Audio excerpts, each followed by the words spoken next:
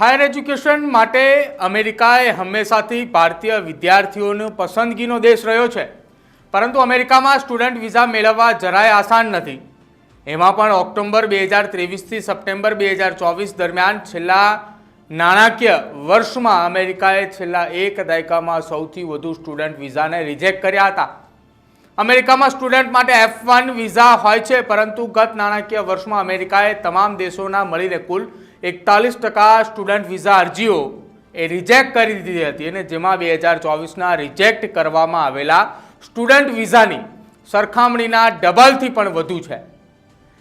ભારતીય જે ન્યૂઝપેપર છે, ભારતીય ન્યૂઝની એજન્સીઓ જે અમેરિકાની અંદર છે, તેમના ડેટાના પ્રમાણે જો વાત કરવામાં આવે, એનાલિસિસ ઉપર જો ધ્યાન દોરવામાં આવે, તો તેના આધારે પબ્લિશ કરેલા રિપોર્ટ પ્રમાણે 2023 અને 24માં અમેરિકાએ F1 વિઝા માટે કુલ 6,79,000 અરજીઓ મળી હતી, જેમાંથી 2,79,000 અરજીઓ એટલે કે 41% અરજીઓને રિજેક્ટ કરી દેવામાં આવી હતી, જ્યારે 2022 અને 23માં 6,99,000 અરજીઓ મળી હતી, જેમાંથી 2,53,000 અરજીઓ એટલે કે 36% અરજીઓએ ફગાવી દેવામાં આવી હતી.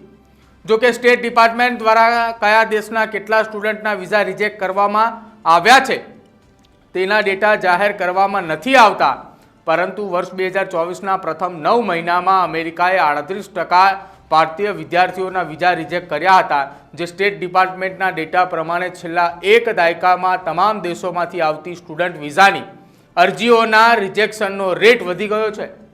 આ સમયગાળા દરમિયાન 2014-15માં અરજીઓની કુલ સંખ્યા એ 8.56 લાખ પર પહોંચી હતી, પરંતુ ત્યાર પછીના કેટલાક વર્ષોમાં તેમાં ઘટાડો જોવા મળ્યો હતો, અને તેમાં પણ કોવિડ પેન્ડેમિકમાં કારણે 2019-20માં સંખ્યા ઘટીને 1.62 લાખ કે તેનાથી નીચલા સ્તરે પહોંચી હતી. જોકે કોવિડ બાદ અરજીઓની સંખ્યામાં સતત વધારો નોંધાયો હતો, પરંતુ 2023-24માં 3%નો ઘટાડો પણ નોંધાયો હતો. F1 વિઝા એક નોન ઇમિગ્રન્ટ કેટેગરીના વિઝા છે કે જે અમેરિકામાં અભ્યાસ માટે આવતા ફોરેન સ્ટુડન્ટને આપવામાં આવે છે, જ્યારે M1 વિઝા એ વોકેશનલ અને નોન એકેડમિક પ્રોગ્રામ માટે આવતા હોય તેવા ફોરેન સ્ટુડન્ટને ઇસ્યુ કરાય છે. જ્યારે સ્ટુડન્ટના વિઝાનો રિજેક્ટનો રેટ એ કેમ વધ્યો છે તે અંગે પૂછતા સ્ટેટ ડિપાર્ટમેન્ટના પ્રવક્તાએ જણાવ્યું હતું કે વિઝાના તમામ નિર્ણયો ઇમિગ્રેશન એન્ડ નેશનાલિટી એક્ટ એટલે કે INA અને ફેડરલ રેગ્યુલેશનની લાગુ પડતી જોગવાઈઓ પ્રમાણે કેસ બાય કેસના આધારે નક્કી કરવામાં આવે છે.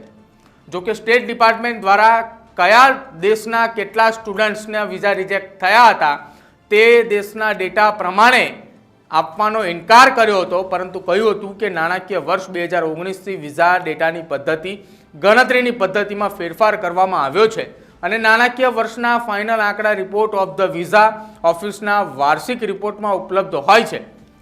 દેશ પ્રમાણેના વિઝા રિજેક્શનના આંકડા ઉપલબ્ધ નથી, પરંતુ ગત વર્ષે ડિસેમ્બરમાં ઇન્ડિયન એક્સપ્રેસના રિપોર્ટ પ્રમાણે જાન્યુઆરીથી સપ્ટેમ્બર 2024 દરમિયાન અમેરિકાએ 64,008 ભારતીય વિદ્યાર્થીના વિઝા રિજેક્ટ કર્યા હતા.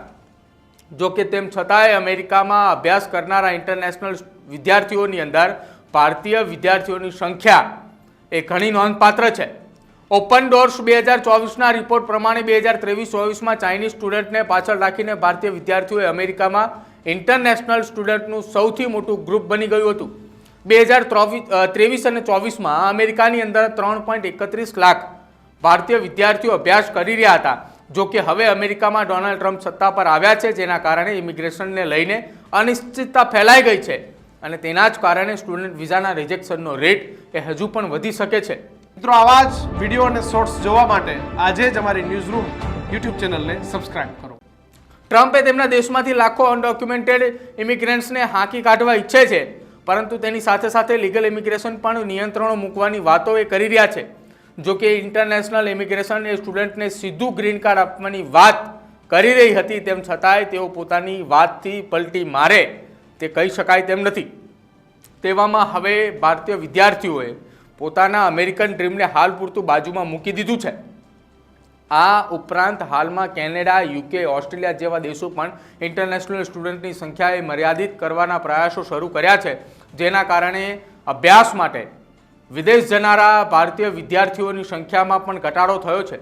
2023ની તુલનામાં 2024માં અભ્યાસ માટે વિદેશ જનારા વિદ્યાર્થીઓ ની અંદર 15% ઘટાડો નોંધાયો છે, જેમાં સૌથી મોટો ઘટાડો એ કેનેડાની અંદર થયો છે. અભ્યાસ માટે કેનેડા જનારા ભારતીય વિદ્યાર્થીઓની સંખ્યાની અંદર 41% ઘટાડો નોંધાયો છે, પરંતુ બીજી તરફ રશિયા જનારા ભારતીય વિદ્યાર્થીઓની સંખ્યામાં મોટો ઉછાળો આવ્યો છે. 2023ની તુલનામાં રશિયા જનારા ભારતીય વિદ્યાર્થીઓની સંખ્યામાં 33.6% જેટલો વધારો થયો છે અને ડેટા પ્રમાણે 2022માં 7,50,365 ભારતીય વિદ્યાર્થીઓ વિદેશમાં અભ્યાસ કરી રહ્યા હતા, જ્યારે 2023માં આ સંખ્યા વધીને 8,92,989 પર પહોંચી હતી. પરંતુ 2024માં તેમાં 15%નો ઘટાડો નોંધાયો હતો અને તેના પણ આંકડો એ 7,59,064 પર પહોંચી ગયો હતો. શિક્ષા મંત્રાલયના ડેટા પ્રમાણે 2023માં 23,473 ભારતીય વિદ્યાર્થીઓ અમેરિકા ગયા હતા, પરંતુ 2024માં તેમાં પણ 12% જેટલો ઘટાડો નોંધાયો હતો અને તે સંખ્યા એ 24,000 થઈ ગઈ હતી. જ્યારે યુકેએ પણ વિઝા નિયમો અને પોસ્ટ સ્ટડી વર્ક્સ પોલિસીના નિયમોએ બદલાવ્યા છે, જેના કારણે 2024માં યુકે જનારા વિદ્યાર્થીઓની સંખ્યાની અંદર પણ 27% જેટલો ઘટાડો નોંધાયો હતો.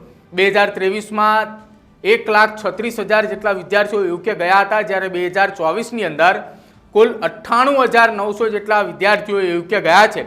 તો બીજી તરફ છેલ્લા 3 વર્ષમાં રશિયા જનાર ભારતીય સ્ટુડન્ટની સંખ્યાની અંદર મોટો ઉછાળો આવ્યો છે અને 2022માં 19,484 વિદ્યાર્થીઓએ રશિયા ગયા હતા, જ્યારે આંકડો એ 2023ની અંદર 23,503 પર પહોંચી ગયો હતો અને સાથે જ 2024માં આ આંકડો સીધો જ 3,14,000 સુધી એ પહોંચી ચૂક્યો છે.